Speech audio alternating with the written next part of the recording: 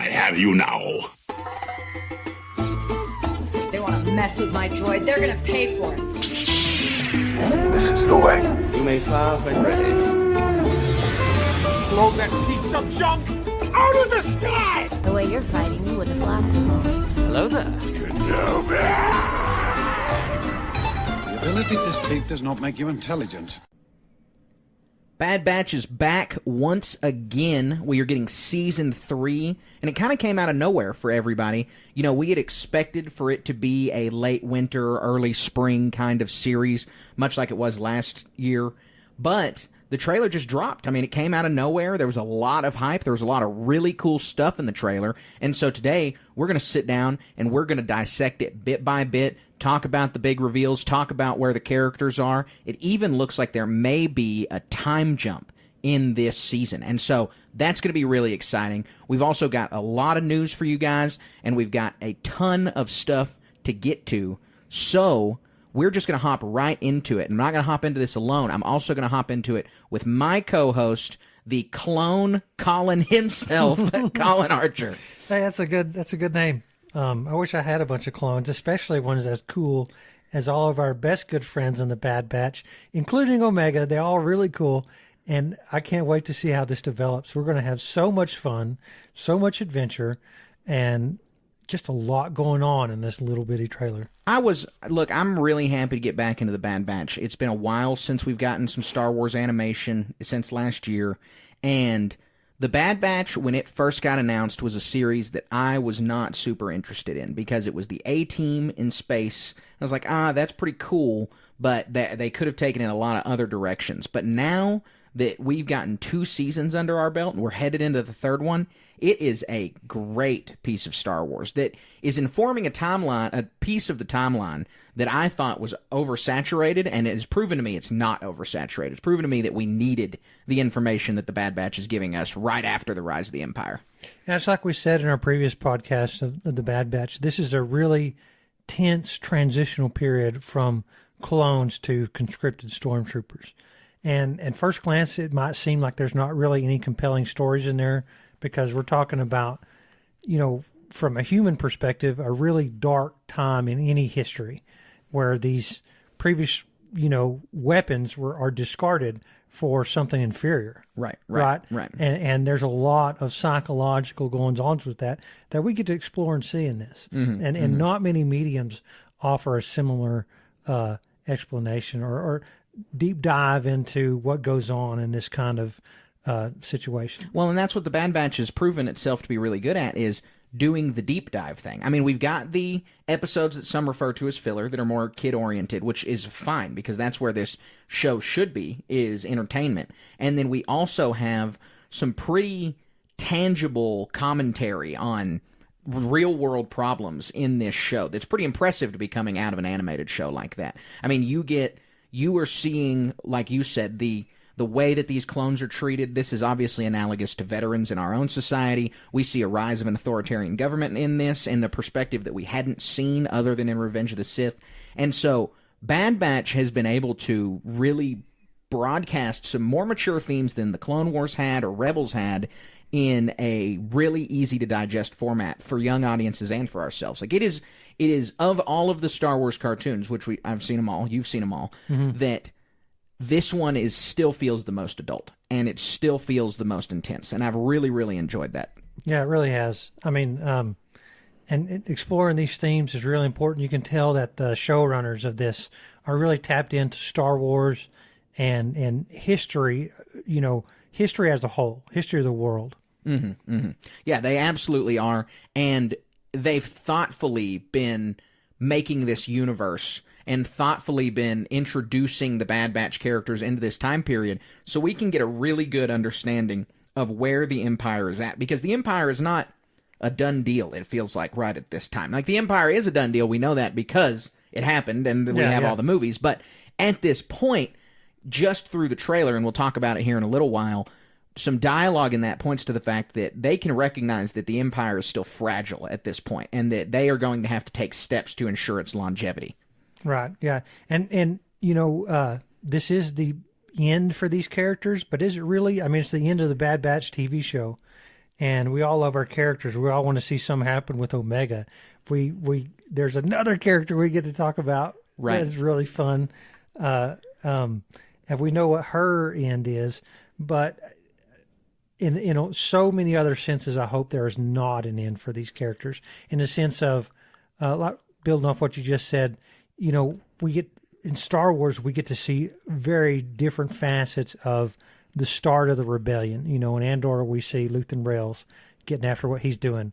Here's another facet where we get to see another thing, and then you have Phoenix Squadron doing their thing over here. Right. Very cool, very fun. And then Saul Guerrero's got his own thing. Yeah. Oh, all the disparate cells. You look at the Star Wars Timelines book, and they talk about the Rebel cells. The Batchers are considered a cell, but there's like a dozen others, and we keep seeing this introduction, seeing how the sparks of the rebellion were taking hold. And I even don't get during tired this of time any period. of them. No, I never do. Right, we I got never the path in Obi-Wan. Man, you mentioned that this is the end of the Bad Batch, and we've talked about multiple times how this is probably a good thing that. Not only is this the third season, it's the final season. And so we have a start, a middle, and an end. We have a destination with this show. It's not going to just keep clinging on and keep coming up with plot lines to stay. They have a story they want to tell, and they're wrapping up the story. We said a lot in our Season 2 finale episode for the Bad Batch, how that felt like an Empire Strikes Back for this whole overarching story, and how when you take it in that lens, the first season also feels a lot like A New Hope. And so this is going to partly be our Return of the Jedi season, hopefully, but it can't be too much of a Return of the Jedi season because we know the Empire wins. I mean, we know the end of this season in some way because we know that the Empire triumphs. Yeah, early prediction, this is going to be a Return of the Jedi for Omega and probably some of the other Batchers.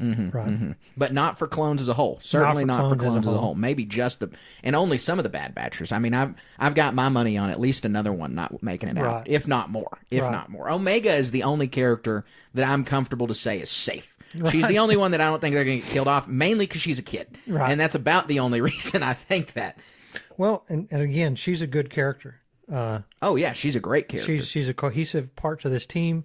If she hadn't spurned on their desires, they might be living somewhere or just being thugs, for all we know. Yeah, we have no idea. Or just dead. Yeah. or just dead. Or brainwashed like Crosshair. Well, I guess he's not brainwashed, but imprisoned like Crosshair. Well, yeah, and gosh, wasn't it sad to see him in this trailer? It was, how dour he looked. Scene. Yeah. So this, like we said, this show's coming out on our expected time frame. We've been saying for a while now it's going to be coming out in February, March time frame. And it's really heartening that we're going to have Star Wars until May. As Star Wars podcasters, having Star Wars on the TV for multiple months at a time is very convenient. Yeah, I get chills in anticipation of such a prospect. I know. February, almost half of the month of February, all of March, all of April, and the first week of May. We're spoiled. I know. Yeah, it's phenomenal that this is the case. And then we're going to roll right into May the 4th and celebrating the Phantom Menace's 25th anniversary and all of these other things happening this year. So we can get into the trailer. I mean, there's a lot to talk about. There's a lot that we're going to want to talk about, and so we can just dive into it right now. The trailer opens with action scenes. This is such an action-oriented show because we talked about how A-Team in space it is. Right. That it is, if this were live action, you'd classify it as an action movie because of the over-the-top scenes and explosions and everything else that we get to see in it. But we open with TK troopers trying to shoot the Bad Batch out of a clone turbo tank, and the TK troopers are in an LAAT. It's just a real crazy mashup of time periods on this scene right here. Well, it's the whole transitional thing. It's not exactly the right analog, but it reminds me of Top Gun, where they're flying the F-14 Tomcat against these fifth-generation fighters, or even the F-18s that show up towards the end of the thing. And the resilience of the relics pushing back against this superior technology and force or something, right? Right. A lot of fun. It is. It's really cool to see, and it's cool to see the progression of technology. Also, happy to see the best Lego set getting a lot of love in this. I'm a big... Clone Turbo Tank was something I had when I was a kid. Probably my biggest Lego set. Oh, dude, it was so great. It came with Mace Windu and if you click the top of his head, his lightsaber lit up purple. Wow. It was great. That figure is worth a ton of money now, too. So where'd you keep yours? Yeah. In your safe deposit box? Yeah, exactly. With all my other Star Wars collectibles. But I love the clone turbo tank. I was happy to see that. We're also getting a return of Fee. I didn't know if we were going to get her return or not because of the kind of romance they had set up with Tech. But it looks like she is now a full-fledged member of the batch, essentially. She's helping them out. We don't know if this was a job to get money, kind of like how they had been working for Sid, or if this is more of a helping the rebellion, helping stop the Empire kind of job. Yeah, she's a placeholder for Sid who's not bad. And Sid's still out there. She vowed vengeance. Yeah. She's somewhere out there. But she turned him over. Fee is the better of Sid. Yeah, moralistic, more values. Yeah. And so after Fee picks him up, we then get to cut to a monologue by Rex. And so we get a return of Rex. He's speaking to Hunter, and he talks about how he thought at the end of the war that meant that they weren't going to lose any more clones. And that's very clearly not the case. The clones are dying at a probably higher rate than they were before the war. Yeah, they're being sent off on impossible missions or like to far-flung destinations right. and being forgotten about. Like the Empire's not even sending supplies. We saw that in season 2. They're leaving them to starve and fend for themselves. Yeah, exactly. Just to hold something of nearly no significance, of such a small significance compared to their lives. And there had always been talk of when it was the Republic, some of the senators hadn't valued the clones, and now it's very clear that the Empire itself doesn't value the clones. We also, during this monologue, there's a few flashes to different things. So we see over Coruscant this dome spaceship that looks almost identical to the spaceship launched from Lothal in the season finale, or in the series finale of Rebels. And so when they're trying to get that dome launched, and that was their escape plan to destroy Thrawn's ship, this one looks almost identical. I don't know what this ship is. I have no idea where it came from, but it's the same as that. So do you have any speculation on what this ship could possibly be? Is it a Nemoidian droid control ship? No. It's more of a dome than it is like a sphere. And so we'll play the trailer and you'll see what I'm talking about. But it looks like, the top of R2-D2 with a bunch of wires underneath it, and it's identical to the dome on Lothal. Okay. Yeah, I have no idea. Yeah, I'm not sure, but it looks like one of those government facilities, because that was where the seat of the Imperial government on Lothal was at the time. Right. And it's hard to see. I don't even know if I picked that up on the first. Oh, it's less than a second. It's in there less than a second, in the corner of a shot, and then it's gone. But it has some significance because they showed it to us, just like the smoking ruins of the Hutt Palace that we see for less than a second right after that. That is, to me, Teth. We got to see Teth again in Ahsoka when they flash back to Ahsoka's first battle. Right. And we're seeing it again. No idea what the significance is there, but I really didn't think a return to Teth was in the cards. Yeah, that's something. Yeah, it was a surprise for sure. But then we see the smoking ruins of a ship, and we get to rewatch Tech's death, which, so many people were tore up about Tech's death that I thought they just keep bludgeoning with it. We got to be reminded that Tech is dead. Yeah. And there's a lot of people out there that are Tech is alive. Folks, I totally disagree, and I hope that's not the case. I think that his death is much more meaningful. Yeah, they're not going to pull us somehow Tech returned. Yeah, I hope not. And really, I think that whole thing is a telegraph of what's the fate of these characters is. Yeah, I think it certainly is, too.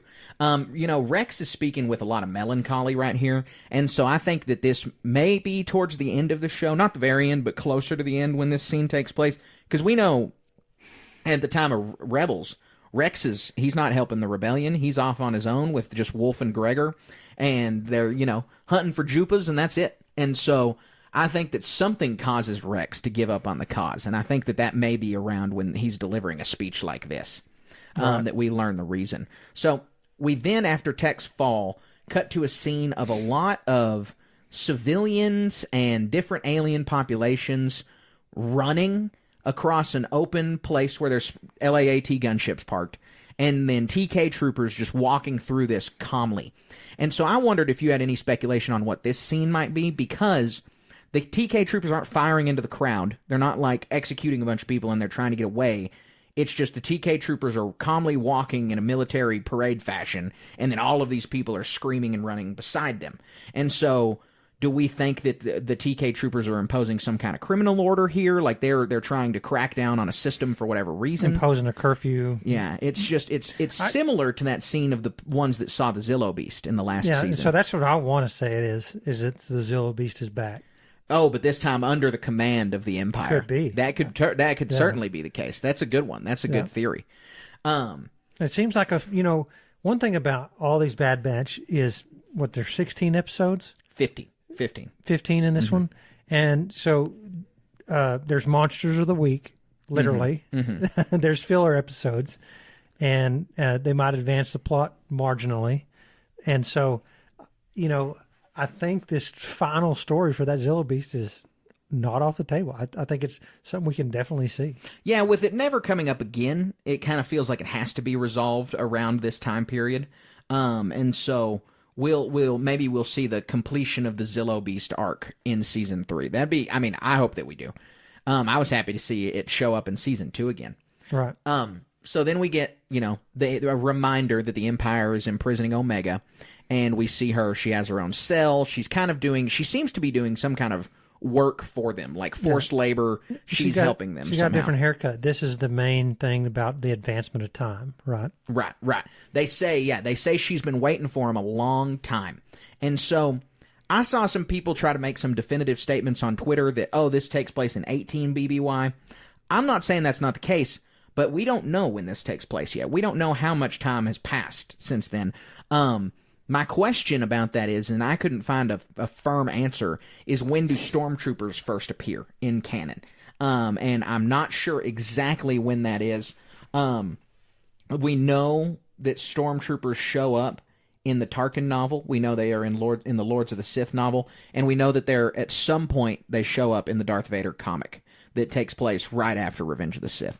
But we don't know what years match up with that specifically. Yeah, and remember, towards the end of season 2, there's the one episode with Crosshair, and they were guarding the new stormtrooper armor, and they were in this old concept armor, and we I saw it on the internet. We had a discussion about how the armor that the stormtroopers were wearing at the time were this concept art. Right, that they realized in the TV show. It was really cool. It's a great idea to have the TK troopers in the Ralph McQuarrie armor. Yeah. So, I think condensing it down, between 2 and 3 to 5 years is not too untoward. I mean, because when you think about from a galactic perspective across all these things, there's multiple corporations that are going to be employed to craft these armors and TIE fighters and all these other implements, and then the logistics of distributing them across. I hesitate to do this, but even in Star Trek, where they could casually replicate anything, the implementation of their uniform changes took seemingly tons of time. Right. And I really like seeing the time jump, because we get a common time jump through Star Wars. We get time jumps in between all of the movies except for TFA and TLJ. And so always seeing a little bit of a time jump is a good thing, I think. And so I'm with you. 1 to 5 years is the comfortable time frame. It can't be too long because stormtroopers will have needed to show up by then. But it's definitely been a little bit of time, and I'm happy about that. That's a good thing. Another thing, a very small consideration, the base commander, he could have his own prerogative on maybe he thinks this other armor's better. Sure. Maybe he doesn't want to implement this. I mean, silly reasons, but they could matter. Yeah. Who knows? No, you're absolutely right. Yeah, you're totally right. So then we see, after the talk about Omega, we see a ship kind of escape, and we don't really know. These scenes are so spliced together, there's not really any telling how it is. If they're leaving Wayland or who's in what ship, these are just all chopped together. So a ship is escaping. Well, something. And I'll interject here. In all of our very first trailer podcasts, and we've been right 90% of the scenes in these trailers is they come from the first 2 episodes. Right. That's not the case here. No, it really feels to me like this is a gamut of 6 or at least half of the episodes. Yeah, I would definitely agree with that. I don't think they've revealed anything to us from final episodes, but I do think that we're going to get some information, or we're only getting the first few episodes, because I don't think they're going to have Omega be away from the group for the whole season. Yeah. Like, they're going to save her in the first 3 episodes, is my prediction. Yeah, it'll be a fun little mini arc of popping her out of that prison for sure. Right. But at the same time, I want to be wrong. I want all these scenes that we see. Like, so I'll advance what we're fixing to talk about. Palpatine is this next scene. This was the first major reveal of this trailer, right? And so all the other characters that exist in this trailer, I kind of do hope they first show up in the first 2 episodes. Like Ventress, if she's going to help break Omega out of prison, wouldn't that be neat? Mm-hmm. And so I want to be wrong. I want these scenes to be just in the first 2 episodes so that we get more of this stuff. We get to spend a long time with Yeah. Ventress. We get to, so, I totally whereas understand. Objectively, I think we got a whole gamut of stuff. I want to be wrong. Yeah. No, I think that's right. So right around this time of the trailer, the music starts to really swell. The Kiners are gonna do it again. Yeah. I'm super excited for their music, and they've done a great job with this show. And the art, I showed Cassidy this trailer, and that was the first thing she said. She's like, it looks so good. She's like, it barely looks like a cartoon. Right. And that's really true. I mean, this is the best we've gotten out of Star Wars animation department so far, is this. And it looks exquisite. Yeah, they've mastered their style, and it makes me sad that this is the final season, but simultaneously hopeful that something else is on the horizon. Well, we know we're getting... Oh, there's the Alexa boop in the background. We know that we're getting Tales of the Jedi at some point this year, and that'll be the same art style. And so I think that art style is going to live on through Tales of the Jedi, because I don't see Tales of the Jedi ending anytime soon, because it's so simple. But I don't know if the art style will persist past that. But we've got 12 good seasons of TV with it so far. And like we talked about last week, the Infinities could live in this realm as well. Yeah, certainly so. I mean, after Cass had remarked about that animation and how good it looked, we had talked about it would be really cool to see Star Wars mark their eras by animation style. Anytime they make an animated show set around the original trilogy, it's Rebels art style. Anytime they do the sequels, it's the Resistance art style, Right. And prequels are all Clone Wars art style. That fun concept. I Very think cool. it'd be cool. So we then get Palpatine in this, which we'd already seen Palpatine show up in the second season. It's always cool to get to see him, and he's kind of the glue that holds all of this together, right? I mean, this is the connective tissue between all of Star Wars, and so Palpatine needs to show up. And seeing the mirror of the Return of the Jedi scenes with him walking with his guards through all of the standing troopers is really cool, but it's even cooler that the troopers are still clone troopers. I mean, they're the clone commandos is the armor. And so I can't wait to see Palpatine's plans finalized in this season. That's one of the most exciting parts about this, is we're going to have to get some pretty concrete answers since this is the final season. Yeah, so that brings up a question. Is there going to be a confrontation between the Bad Batch and Palpatine? I mean, it seems far-fetched out in the outset, but this is the final season. I don't think it's off the table. I don't think it's off the table, but he's going to have to kill somebody. I mean, there's no way. If it's full-on Palpatine, lightning fingers, or lightsaber, he's going to have to kill one of them at least, at the very least, Yeah. while the others get away. But I agree. I'd love to see Imperial Guards in actual action. I'd love to see them do something, because they look so cool. They've looked so cool since 1983. And other than that Dark Horse comic, we never saw them ever do anything. Or a 2-foot-tall puppet jump around with the Mandalorian spanking their progenitors. Yeah, but I want to see. But yeah, exactly. I want to see the old guys do it. I want to see what they can do. So I'm really excited to see the Palpatine thing, and I really think we've speculated that all of this is going to tie into the Sith cloning and all of that. I think that's pretty clear that that's where this is going to tie into, and so I think we're going to get some pretty solid answers on somehow Palpatine returned. I think that Bad Batch Season 3 is going to really wrap itself around the sequels. Yeah, and you saying that just triggered my memory. I hadn't even thought about that yet. They kind of kept that under wraps, you know. And so I don't. Is that going to be the case? Whatever cloning they're trying to do, I hope you're right, but I wonder if it's some other track that we're just not cognizant of. It could certainly be that way. I mean, I think that the intention is to clone the Zillo Beast as well. Like, I think it's multiple cloning projects, but I think that we're going to get some pretty solid cloning answers surrounding Palpatine from this because of his involvement in the series so far. I mean, we haven't seen Palpatine. He wasn't involved in the Obi-Wan series very much, only as a little hologram. Wasn't involved in some projects at all. And this one, he's front and center in. And so I think that we're going to have a lot to do with that. And who better to figure out the plan once again, because we had Fives figure out Order 66 and then die, and then clones figuring out the clone Palpatine plan, but they're going to die also. It just gives us as the audience the resolve we need to see that come to fruition, see the plan over the multiple decades, and then the clones can die because they're the clones, and we know that they're not going to be around anymore. Right. So that's an excellent premise of discovering of a major plot point in a background media and it being thwarted. I love that premise. Right. Yeah, I think it would be fun to see. So we then get some scenes of a mysterious trooper with a black mask standing in front of some TK troopers, and there's a lot of speculation online about this guy that he is Tech. And so I'm going to say already, one, I hope it's not, because I think that Tech staying dead is a good thing. But that's not Crosshair? No, I don't think so. I don't think it's Crosshair. He's got the targeter thing on his helmet. No, he doesn't. What is that on top of his helmet? Oh, the rangefinder on the top? Yeah, I don't think that makes it Crosshair, though. I don't think that it has to. Because, I mean, Boba Fett has one of those. There's a few people with those. There's a bunch of clones with him, too. Okay. So I think that a lot of people are saying this is Tech. Back from the dead, he's now this, whatever this guy is.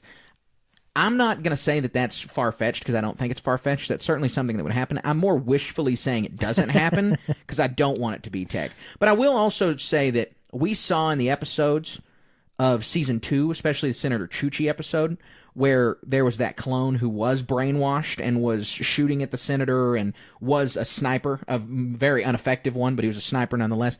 This guy could be something like that. I think it's way closer to this is the next step in the evolution to the dark troopers we see in The Mandalorian. Mm-hmm. This is kind of the manned version of that, and they don't care about scrambling the clones' brains to do it. Right. And so I think that's kind of where this guy sits, and that's my hope, at least, is that's where this guy sits. I'll agree with that, and I don't have anything to add. So after we get this guy, we get Palpatine's monologue about whatever's needed to accomplish this goal, you will have it. And we don't know what this goal is, but we can suppose, he says it's for the longevity of the Empire. So I think we can suppose that it's also talking about the Sith cloning thing. Because, Palpatine's definition of longevity of the Empire is him at the helm of this Empire, not just the government surviving. Yeah. He doesn't care at all about that. And then we get some dialogue from Hunter, and Hunter says that they are coming, and we get some quick flashes of a lot of characters, but mainly bounty hunters.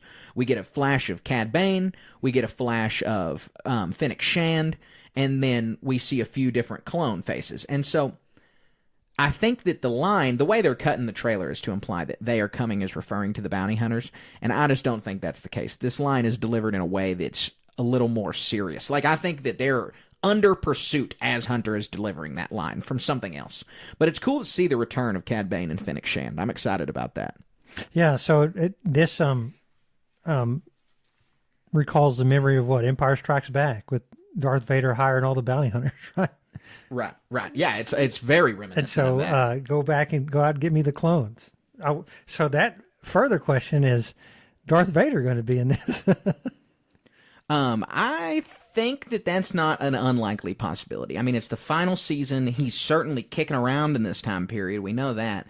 It'll be a cameo if he's in it, but I think that honestly, I think they should put him in there because this bounty hunter stuff implies a finger on the pulse of the underworld, and right. That's what Darth Vader is. Yeah, no, he's been, like you said, in Empire, he's the one who employs those bounty hunters. And so we'll see if he's in it. I would like to say that I hope he is. We also, one of the quick flashes of scenes is we get to see Omega employing that piloting skill that she got from Tech. Right. That's really cool. It's going to be hard for Crosshair to hear that Tech has passed, and I want to know how Omega's have been dealing with it since it happened. And I think that we're going to get to wrestle with both of those things pretty early on in the series. Yeah. And what I really like, this is why the Omega character is so good, is because all of the wisdom, skill, and culture that the individual Bad Batchers have, they're passing on to Omega. And she's able to employ those skills with extreme prowess when it comes right down to it. Mm-hmm. So this is a sad premise. As these characters die, she's going to embody them totally. Right. That is true. That is true. Very sad prospect, but very cool at the same time. Yeah. I mean, and the trailer gives that away. Well, if we get Omega's appearance in the future, in whatever time period that is, and the Bad Batch is gone, and it's just her, I'd like to see her become kind of a combination of the guys. I mean, that's an important thing. They were her basically parents, and so that would be a natural progression for her. And she's going to have the longevity that they don't, because she's a naturally aging clone, right? Mm-hmm. Similar to Boba Fett. Whereas these other guys, they're going to be old men when she's middle-aged. Right. Exactly. So we then just get a lot more flashes of quick shots and things that are out of context.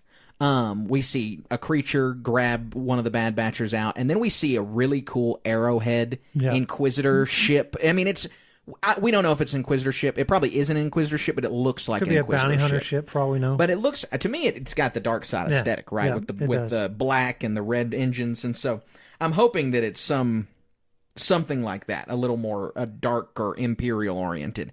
But it looks really cool. And then a lot of people are pointing to a scene that happens right after it, where Hunter says we're not big on following orders, and in this scene to the right is a blaster muzzle that looks mysteriously like Crosshair's blaster. Yeah.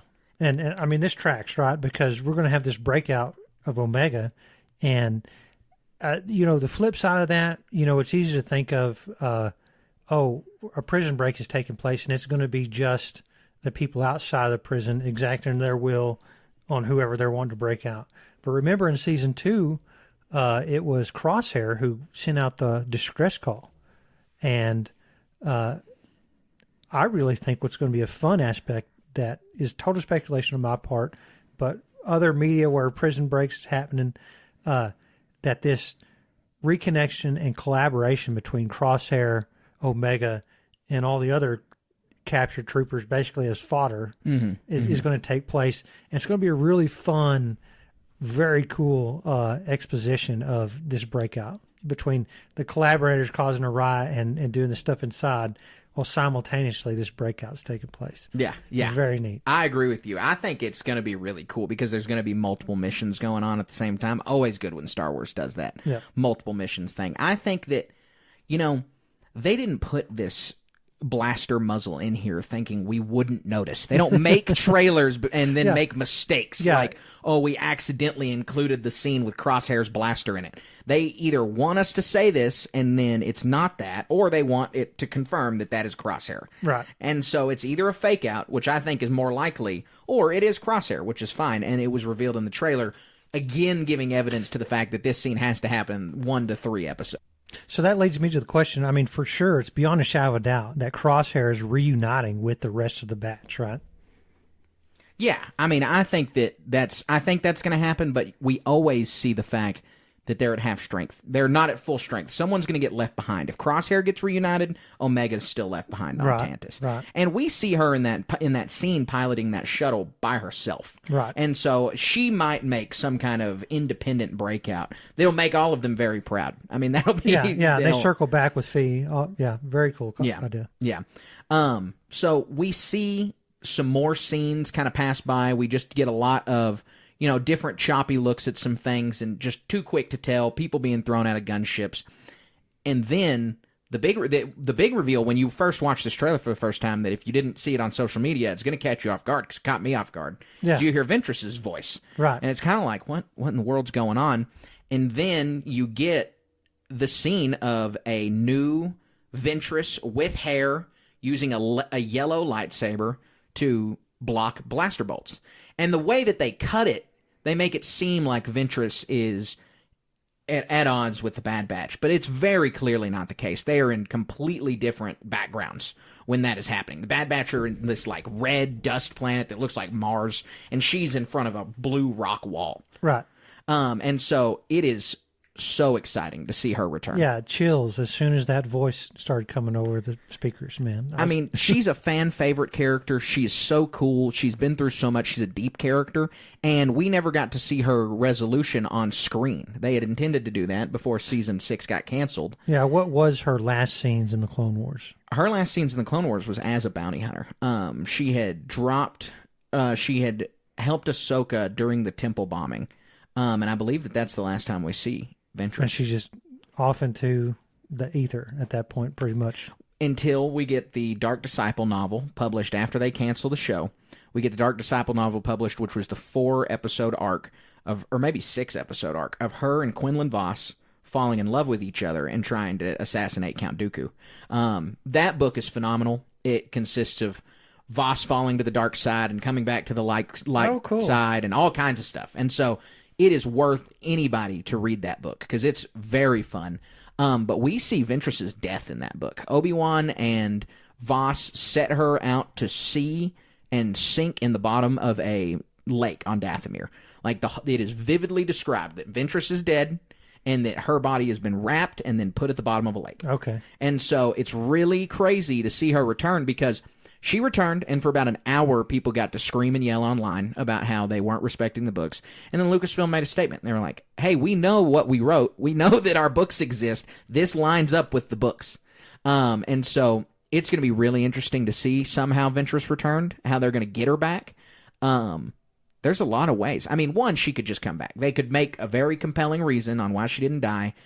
Thrawn delivers the lines in Ahsoka, the resurrection is a trick of Jedi and Night Sister alike. Right. And so I think that that's a fine way for her to come back, especially being buried on Dathomir. Right. There's going to be some flashback scene of Mother Talzin using some kind of magic to bring her back on Dathomir. We've already seen something like that happen. But doesn't leave out the possibility she could be a clone. If with all of this cloning talk, right. She could certainly just be a flashback. I mean, they could be speaking to Quinlan Vos, who we know is alive at this time, right? Because of the Obi-Wan Kenobi show. There's a lot of possibilities here. Yeah, and so fun to explore. But more importantly, the character is, again, a fantastic character. Mm-hmm. And there's so many questions this opens up with just this, outside of what we've already asked, but like, where does she get a yellow lightsaber? Right. Is She's it some stolen? kind of Did independent she make agent it? now. Yeah. It's very interesting, and she's not a Sith. She's not a dark side user. She's certainly not a light side user, and she's certainly not a Jedi at this point. And so it's going to be really interesting.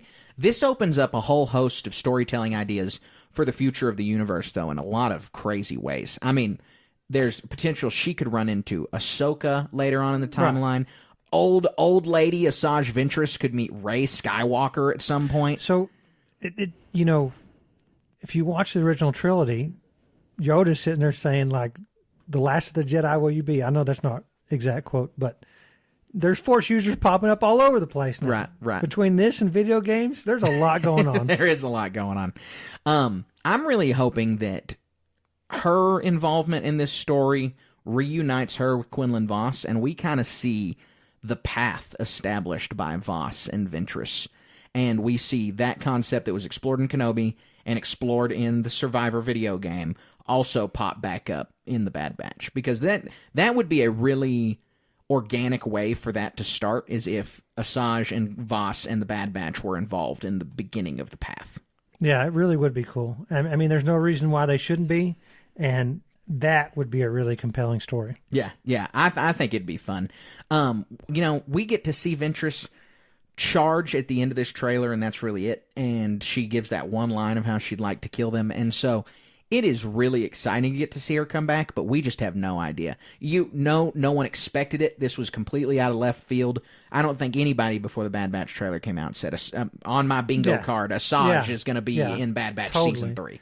And another thing I think is safe to say is she's going to be a thorn in the Empire's side, right? Oh, yeah. Certainly. Because she knows she's another Maul analog, if you will. She knows all the stuff that was going on, knows all the secrets. Yeah. Empire wants to shut her up. For all we know, the bounty hunters are after her for whatever reason. Mm-hmm. And she's going to be a part of this against the Empire implement. Yeah, I absolutely agree with you. I think that's certainly the case. And so it's going to be a lot of fun to see how her character navigates this, and where does she end up? Because we just haven't seen her show up in anything. We all thought she was dead, and she's alive again. And so that's going to be important. But again, big question marks around what does alive again really mean, and how they did her hairstyle. And I mean, they had to have gone back to this, get to be older media now, and replicated how this character moves and functions. And they've done a great service to just what we've seen.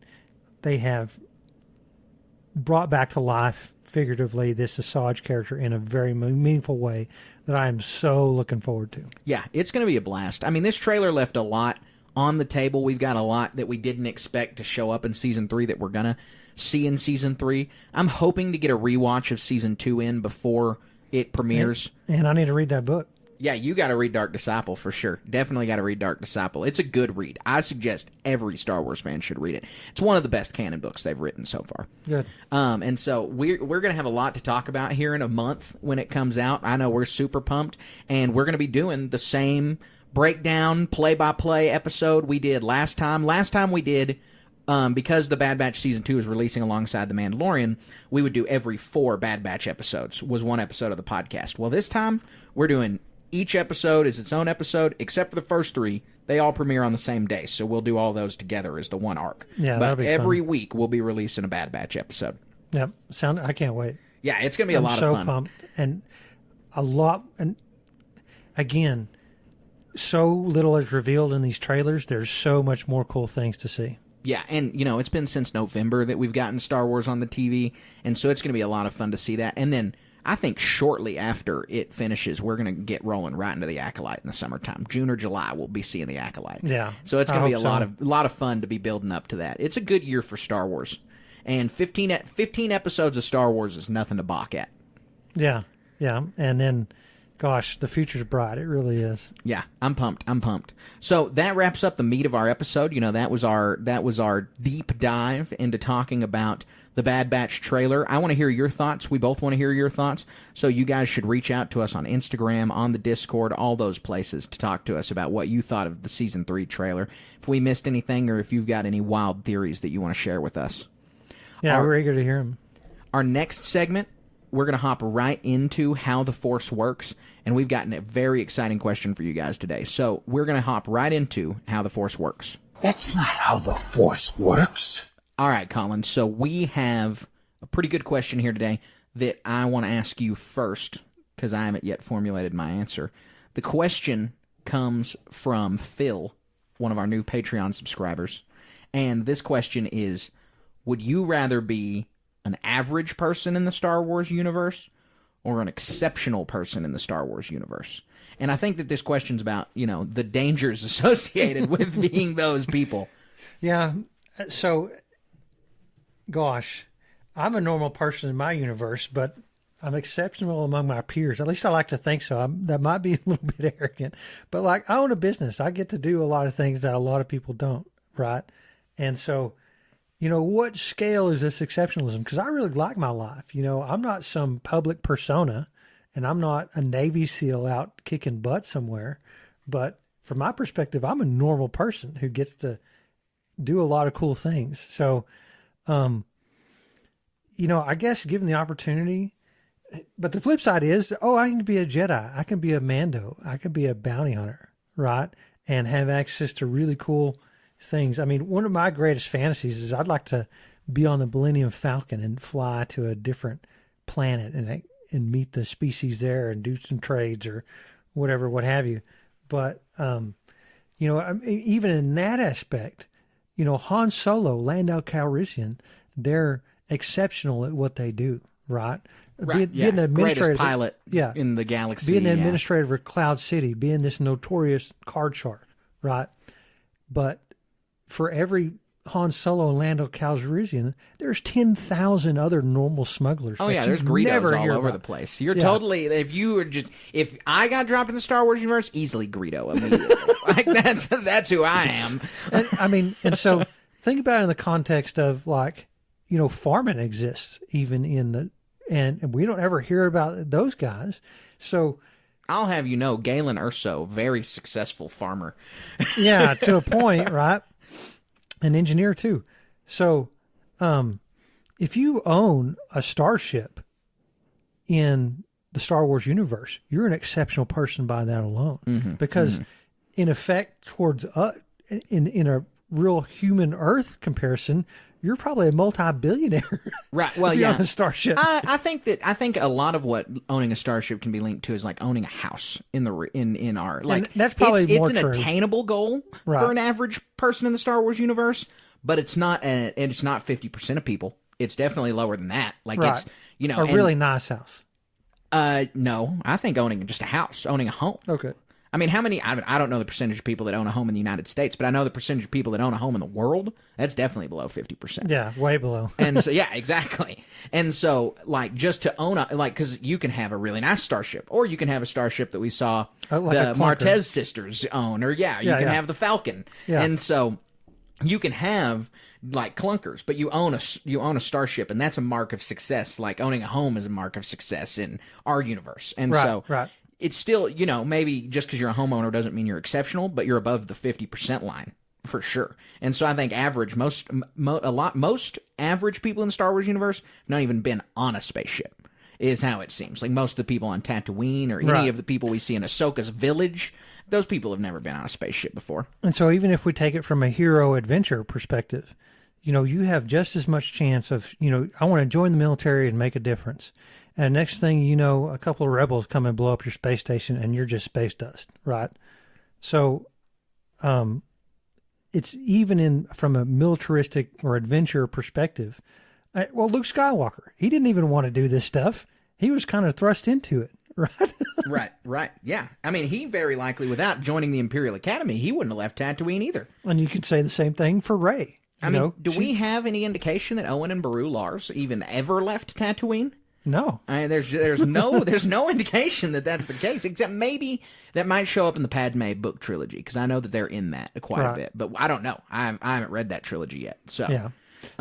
So if I had to pick, I want to be an exceptional person because I live a normal person's life today from my perspective. And so I think the probability of getting to be a Mandalorian foundling, getting to be a Force user of some type, whether it be like an Old Republic Jedi, or a student of Luke Skywalker's, as perilous as that would be, would be pretty fun.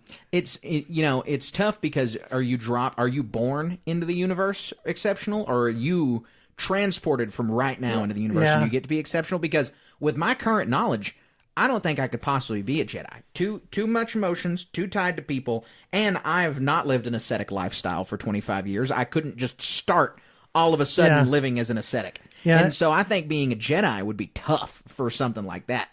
So like going from that premise, we'd kind of have a little bit of a cheat code. I think we'd take a little bit to fit into the grooves, but like we could go find Lando and play cards with him. Sure, yeah. That's like it's like going back in time and knowing the lottery numbers. Right, yeah, right. Yeah. And so knowing where to be and when, knowing where not to be. Don't vacation on Alderaan and 1 BBY, things like that. Yeah, and so I think between me and you, we'd be able to figure out a pretty nice. I don't know if we'd be exceptional. We might want to fly under that radar a little bit. Right. Well, look, if I could get dropped into the Star Wars universe, I would get dropped on Tatooine 3 days before the Boonta Eve Classic, and I would put all my money on that young man, Anakin Skywalker, and then I would be a billionaire for the rest of my life. See, and that's my exceptionalness, is that I'm rich. Yeah. See, what my personal fantasy would be, if I didn't have access to special powers or couldn't be friends with some Mandos, would be some sort of like a Dr. Afratrack. The galaxy is this vast, wide array. We're being plopped in with this massive set of knowledge. I think we could go find some cool artifacts to make your same of just being this obscenely wealthy individual from selling Force artifacts and this and that. Right. Well, all you got to do before you get transported is read the Dr. Afra comic and get there before her. Yeah, exactly right. You got to see how the traps are diffused and everything else. I got my sports almanac. Yeah. So I think that was a great question, Phil. We appreciate the question. If you want to ask a question, all you got to do is head on over to patreon.com/SWSC Star Wars station and, ask us a question and we will be there to answer it. But we appreciate that. We thank all of our patrons. And now we are going to head on over into our HoloNet news segment. You made the HoloNet. So, Colin, first up on our news today is action figure collectors are going to be real pumped, especially if you're a 3.75 guy. So if you like the vintage collection, you like the old classic stuff, but you like that they are releasing new characters. I hear a lot of the times vintage collectors always feel like they don't get the same love as the Black Series. I'm not an action figure collector. I don't have firsthand knowledge of that. I'll say that I see a lot more Black Series stuff in the vintage collection. So you guys should be over the moon that you're about to be getting all kinds of people. You're getting like a Sabine action figure, Chopper, Thrawn, Grogu, Axe Woves. There's all kinds of characters coming to the 3.75 line right now. Yeah, and they all look really cool. They look really posable. I mean, how much do these things cost generally? $10? Got to be $10, right? That's my guess, at least. Yeah. So these are the ones that you want to play with, get dirty. Right. They're the smaller ones. Yeah. So I think that'll be a lot of fun to react your Ahsoka. Man, where's Baylan Skoll and Shin Hati in this? I think they already got one. I hope they already got one. I know they got Black Series figures, and so I think that the vintage folks should also be getting some of those. But I'm not sure. I'm not quite sure if we got a Baylan or a Shin. I'm waiting for Baylan's lightsaber to release at Galaxy's Edge. That might be my first Galaxy's Edge lightsaber. That might be a long ways away. That's kind of finicky. I don't know. Well, it took them a long time to release Cal Kestis's and Kanan's. They did a poll, and Kanan's won, and then it took forever. Yeah, a long time for Kanan's. But this is really exciting, especially for folks who are big fans of the action figures, so it's definitely news worth reporting. It's hobbying and collecting action figures is such a huge part of Star Wars. I mean, Star Wars is synonymous with toy collecting, and so it's always important for us to mention these aspects of it. Yeah, it really is. And, I mean, these are all super detailed. These are going to be a lot more intricate than some of the older stuff that come out. Between posability, just how they look casually. And for me, you got the little Loth cats with Sabine. Yeah. I think that'd be a lot of fun. Yeah, I thought that was pretty funny too. So our next news story, this is pretty nuts that we're getting some news about this because it's coming out of left field. We haven't heard anything about this movie in so long, other than Kathleen Kennedy saying it was getting made years ago. But now, Sean Levy, the director of Deadpool, who has been ostensibly has had a Star Wars movie for a very long time, we now are hearing rumors and reports from Bespin Bulletin that Rey Skywalker is going to appear in this guy's movie.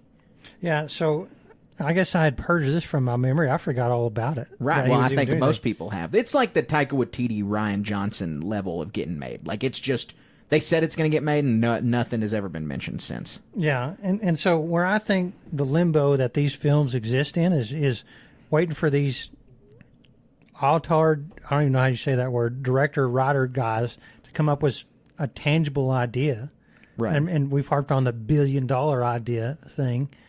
And present it to the executive and say, and them checking off on it. Mm-hmm. And so maybe something's being advanced as far as his story goes. Well, it takes so much time with these guys' schedules. Like, they hop from one movie to another. And to me, when we hear Taika Waititi talk, it sounds like he wants to make a Star Wars movie and he doesn't have an idea, so he keeps signing on to other projects just to push the Star Wars ball down the road and say, we're going to get to that eventually. And he's just waiting to think of an idea.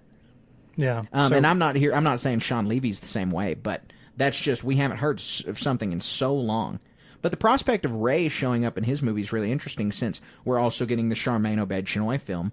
Does that mean these two are going to be directly connected? Like, is he making a sequel to that movie? Or is this just two movies that Rey is going to be in that are obviously connected because she's in them, but are not directly connected story-wise? Yeah. It's quite an interesting concept, and what Sean Levy does and all his efforts is kind of like putting him and Charmaine Obed-Chinoy in the same room is totally unlikely, right? It's like, I don't even know. Well, it's, they're very different directors, and they have very different experiences and skills, and so it'll be interesting to see them share that actress and share that character, and see what directions they can both take it, because they're going to take them in some pretty divergent places, I think. Yeah, And at the end of the day, what I think would be really cool to see about this is, because of all the talk about any of these films with Rey Skywalker in it, is how these directors, what path they would put these characters on. And at the end of the day, comparing and contrasting these efforts is going to be quite the fun endeavor. Yep, I absolutely agree with that. Our last news story for today, Colin, is also about the movies. This one is about Dave Filoni's upcoming film. This one's really interesting because Dave's film, we don't know anything about it. We don't know when it's coming out. We only know a little bit, kind of the Heir to the Empire influence, a big crossover movie. The rumor is it's going to release in 2028, which I was a little sad to see that because I was really, really hoping we could get it by 2027 for the 50th anniversary of Star Wars. Yeah, I mean, I understand that perspective. That sounds, I mean, but still, I mean, look at all the news that we've talked about. Stuff changes so frequently, right? Right. But my counterpoint is that, you know, I think they're laying all their cards on the table, seeing what they want to do with Ahsoka, seeing what they want to do with the Mando and Grogu movie, seeing what they want to do with Mandalorian Season 4 or even Season 5 we're talking about with this time frame. And given the Thrawn character in combination with the Night Sisters that he brought back, giving them their due diligence so that this final conflict film, which we all suppose that this movie is going to be about, can actually have all the elements in it that we need. And I think it's important to get so many of these projects gone and down the road to see what that connection is going to be like. We don't know if it's going to be kind of an Avengers kind of build-up where Iron Man was in 2008 and then we see slowly all the pieces come together, or if it's going to be more of a there's all these disparate pieces and Dave's able to tie them together in the movie. It's going to be interesting to see which way they take that. Yeah, it'll be fun. It certainly will. The news is always changing, though, like you said. I mean, this movie news, we're so far out. We're 4 years away from 2028. We're 2 years away from the expected Rey movie and the Mandalorian Grogu movie. And so we've got a lot between now and then to see take fruition. We've got a lot of TV shows that are going to be influencing that from now and then. Yeah, lots to go. I mean, gosh, the projects are innumerable of just the stuff that is confirmed, it seems like. Good time to be a Star Wars fan. Good time to be a Star Wars fan, certainly. But it's always a good time to be a Star Wars fan, and it's always a good time to share what we've done this week that had to do with Star Wars. So that's what we're going to do in our Star Wars Moment of the Week. We would be honored if you would join us. All right, Colin, what is your Star Wars Moment of the Week? So, if you've listened to this before, and Carter, you know, I had to move my man cave from one spot to another. I had to take everything down. Well, now I'm putting it all back up, and I got my Legos put back up recently. I forgot to take a picture, but, you know, and I don't have a ton of stuff. That stuff adds up really fast. Right. But I have a lot of unopened boxes, too. It frustrates my kids to no end. Their little brains cannot comprehend why I don't open up and play and put together with my Legos. And I have I forget the number and the name of the set exactly, but it's Luke and Leia doing the jump across the chasm in the Death Star. Oh, yeah. And it's like a $25 set. That's already appreciated in value by a decent amount. You know, and this would be a fun little project. You know, even if you were to buy Lego sets at whatever you could get them for, like old discontinued ones and rare ones and this and that, even though if you paid today's dollars for them, and then as you bought new Lego sets, add them to the collection, I wonder what the value increases by and what that compares to. Like, does it increase at the same rate as gold? Does it increase at the same rate as a index fund stock or something like that, like IBM or whatever? And so I bet, I haven't Google searched it, I'm doing this off the cuff. I'm willing to bet money that Lego investments pay a decent amount. I would bet so. And, you know, you have to look at what appears in the set and kind of base it off of that, because if you're getting your fourth Luke Skywalker land speeder and it's not a new sculpt or anything like that, that's only going to appreciate slightly. But if you've got, you know, the only appearance of this character to ever be made. A lot of the Rebels Lego sets, especially before Ahsoka, those characters had never been printed again in Lego. They'd gotten printed once in whatever set it was, and then they never came back. And the same for a lot of the Clone Wars ones. Right. And so seeing them show up, those sets skyrocket in value because people think they're never going to get those sculpts again, or that this is the only chance you're going to have a Hera Syndulla Lego figure. Yeah, exactly right. And so I'm not saying go spend all your money on Legos and stack them up in your shed thinking you're going to sell them. But that's what you do. But well, to the very slightest extent, you're better off probably buying gold or actual literal stocks. But if you had the money, if you had the will, if you had the space, it might be a plausible. A Lego speculator is not a bad career to have, I don't think. Yeah. That's a good moment of the week. That's a really good moment of the week. My moment of the week is I got Cassidy to start the Bad Batch. Oh, good. So this is the last Star Wars thing, other than Resistance, which she was never going to watch. It's just not going to happen. Yeah. All the Resistance fans listening to this, I loved Resistance. I thought it was good. I'm only ever going to have watched it once all the way through because of the age group that the show is geared towards. There's no chance I'll get Cassidy to watch it. But the Bad Batch, she's definitely going to watch it. She's interested. After I showed her that trailer, she watched all of the Clone Wars. It's just the natural progression. And so we haven't started it yet, but I know we're going to. And so that's very exciting. I have a feeling that someday you're going to be able to watch Young Jedi Adventures. Yeah. And have a good reason to do so. That's my hope. That's my hope. That's my plan, is when I have kids, be able to go hop back and catch all of those and make sure that my kids watch all of them. But that'll be fun. That was my Star Wars moment of the week. It was exciting. I was happy for that to be the case. And I think that wraps up our podcast today. It was I think we got it. a lot of fun talking Bad Batch Season 3. I'm so pumped. I have a fire in my belly to be podcasting about Star Wars and about Bad Batch Season 3. And it's going to be really, really fun come mid-February. It really is. I mean, and there's 3-minute trailer, some cool scenes. It's 10 times that in these shows of what we get to see. And you get to listen to the best talk about what's in this TV show. Mm-hmm. So as soon as you finish that episode, I bet our podcast episode will be up, and you can come engage with us on everything about it. Absolutely. Absolutely. You have to do that. And we got to have you guys like, subscribe, leave 5 stars on Apple and Spotify. It helps us so much when you do that. It helps us beat the algorithm, helps get us in more people's ears, and it just helps spread the Star Wars Station Nation all over the place. So guys, please continue to share us with your friends, with your family. We appreciate all of the listener feedback and interaction that we always get. And we love interacting with you guys. There's all kinds of ways that you can interact with us. You can find us on Instagram, SW_station, where we're always posting memes. You can find us at... Oh, I'm sorry. I said that backwards. Yeah, our Twitter is Yeah. SW_station. You can find us there at SW_station. You can find us on Instagram at StarWars.station, where we're always posting memes and chatting in DMs with people. You can definitely find us on Discord, and that link is in the body of this podcast. You can also find a link to our Facebook group in the link tree. You can find our Facebook page where we post memes just like on Instagram. We're all over the place, guys, so we want you guys to continue and engage with us. Yeah, and StarWarsStationPodcast.com. If you want a shirt or some other merch, we got that popping on there. Mm-hmm. Gosh, what else? So many projects, so many irons in the fire. We have potentially local appearance being planned out. Yeah, So, we've done conventions before. We think we're going to be doing one again. 1 or 2 this year. Yeah, we've got some exciting stuff planned for those. So that's the time of year we plan and figure out our schedules. So if you want to visit us in person and interact with our podcast on some level, you can do it on there. Lots of stuff going on. Yeah, and if you'd like to see us show up at a local con, then let us know what your cons are, and we might be able to make something happen.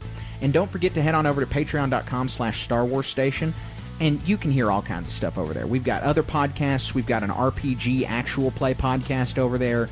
We've got t-shirts and stickers and ways to engage with us, and it all starts at $1.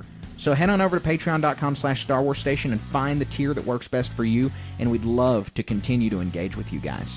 Yeah, we're having tons of fun. The future's bright, as we say many times, and I hope you join us. Yeah, absolutely. We appreciate you guys always listening, and until next week, all you've got to do is one thing, and that one thing is stay wizard.